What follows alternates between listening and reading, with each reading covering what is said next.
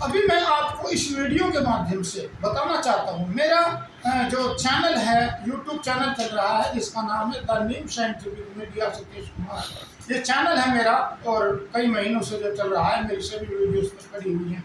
मैं आपको ध्यान दिलाता हूँ कि प्रकृति जो अपनी घटनाएं घटित कर रही है वह सीरियल से घटित नहीं करेगी, क्योंकि प्रकृति मानव से छिपाकर उसे लिखा छिपी करने के बाद अपनी घटनाओं को घटित करती है। कहीं ऐसा ना हो कि मनुष्य उसकी घटना को देख ले, उसको जान ले, उसके इरादों को जान ले, उसके तरीकों को जान ले और फिर वह उसको पकड़ ले, उसकी पहचान कर ले। अपनी पहचान को गुप्त रखने के लिए प्रकृति इसी तरह की गतिविधियां करती हैं जो मनुष्य को सीरियल से नहीं दिखाई देती। अब मैं आपको बताता हूँ कि जोशीमठ में जुलाई 2023 में घटना हुई।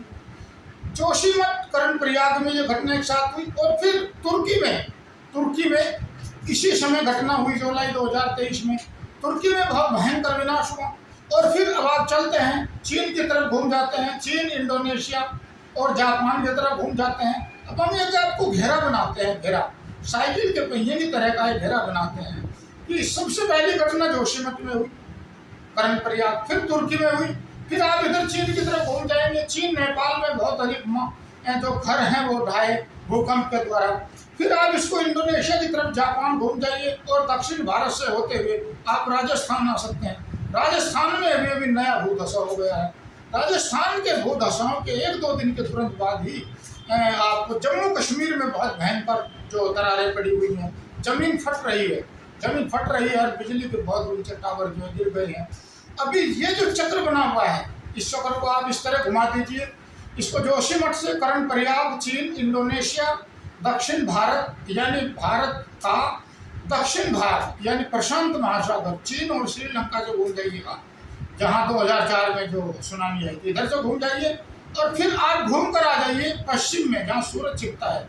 इधर आप पहुँच जाइए, इसको राजस्थान में पहुँच जाइएगा, बीकानेर में, जहाँ पर अभी भूधसा हुआ है। और फिर वहीं से 14-15 अप्रैल की रात्रि को जो भूधसा हुआ है उसके तुरंत बाद आप पहुँचिएगा जम्मू कश्मीर, यानी 1-2 दिन बाद जम्मू कश्मीर में यह घटना हुई है। अब जम्मू कश्मीर के चक्र को आप आगे बढ़ाइएगा, इसको कहाँ मिलाते हैं? तुर्की या इसको जोशीमठ में मिला देते हैं। जोशीमठ में मिलाने के बाद इसको ऐसे घुमा देते हैं जैसे सूर्य घूमता है, सूर्य।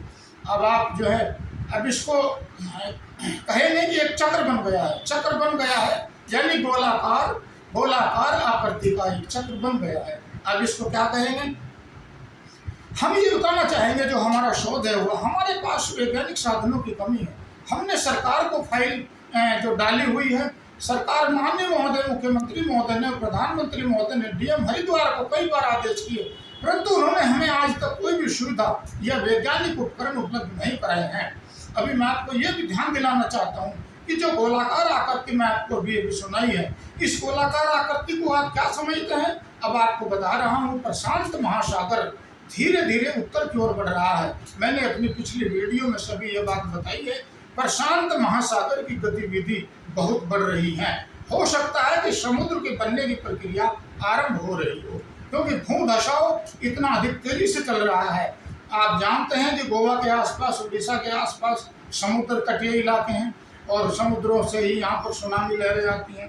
तो आप इसको देख लीजिए कि कितना अधिक भयंकर, उधर दुबई भी हमारे से ज़्यादा दूर नहीं है। तो अब ये जो कितनी भी गतिविधियाँ चल रही हैं, तूफान, भूधसा हो रहा है, दरारें पड़ रही हैं, भूमि नीचे की ओर जा रही है, तो मैं आपको बता रहा हूँ कि प्रशांत महासागर के बनने की प्रक्रिया, किसी न किसी प्रकार के महासागर के बनने की प्रक्रिया आरंभ हुई है। और ये प्रक्रिया आज से नहीं, काफी समय से चल रही है, जिस पर हमारा ध्यान नहीं है। हमने इस पर ध्यान नहीं दिया है, हमारी सरकारों ने इस पर कोई ध्यान नहीं दिया है। हमारे केवल नेता लोग जो हैं वो चुनाव लड़ने में मस्त हैं और वैज्ञानिकों को कोई भी सुविधा, उनको आर्थिक सहायता या उपकरण नहीं देते हैं, उनको समय से नहीं मिल पाते हैं, इसलिए घटनाएं उनके हाथ से निकल जाती हैं और तब पछतावत क्या होते हैं, जब चिड़िया चुकी थे। तो बाद में फिर ये होता है कि वैज्ञानिक लोग उस समय पहुंचते हैं जब घटनाएं घटित होकर निकल जाती हैं। अब आपको मैं ये भी बताना चाहता हूँ, महाभारत के जो पुस्तक है, ग्रंथ हैं, आपको बता रहा हूँ कि उसमें इन सभी घटनाओं का विवरण सीरियल से बना हुआ है, सीरियल से लिखा गया है। हमारे जो पुराणे हैं उसमें भी, वेदों में भी ये घटनाएं लिखी हुई है। अब आपको ये जानकर, ये सुनकर बड़ा ये सोच हो रहा होगा कि इस प्रकार हमारे जो भारत के जो ग्रंथ हैं, धार्मिक ग्रंथ हैं, उनमें भी सभी प्राकृतिक घटनाओं का वर्णन किया गया है। अभी आपको ये मैं वीडियो जो है भेज रहा हूँ, और माननीय सरकार से, माननीय मुख्यमंत्री महोदय उत्तराखंड से, डीएम महोदय से ये निवेदन करना चाहता हूँ कि मेरी पत्रावली पर तुरंत ध्यान दिया जाए, और जो वैज्ञानिक उपकरणों की मैंने मांग की है उसको तुरंत मुझको दिलाए जाए। और एक छतरी जो उस पर, जिससे सीधा लाइव चला जाता है, गाड़ी पर जो छतरी लगाई जाती है, उसको जो धरातल से यानी फुल एंड से जो आपको ऐसी मॉनिटरिंग पावर जो है आपको सीधे दिखाई जाएगी टीवी पर, जो भूमि को धंसा देती है। अंतरिक्ष की मॉनिटरिंग पावर जो भूमि को फाड़ती है, भूकंप लाती है, उसकी खोज करने में मुझे 22 वर्षों का समय लगा है।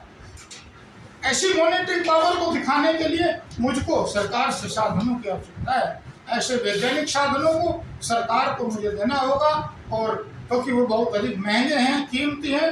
यदि वे साधन मुझको नहीं मिलते हैं तो ऐसी खोज को टीवी पर ना तो दिखाया जा सकता है और ना ही उसका लाभ जनता को दिया जा सकता है। इसलिए मैं माननीय सरकार से निवेदन करूँगा कि इस पर गहराई से ध्यान दिया जाए।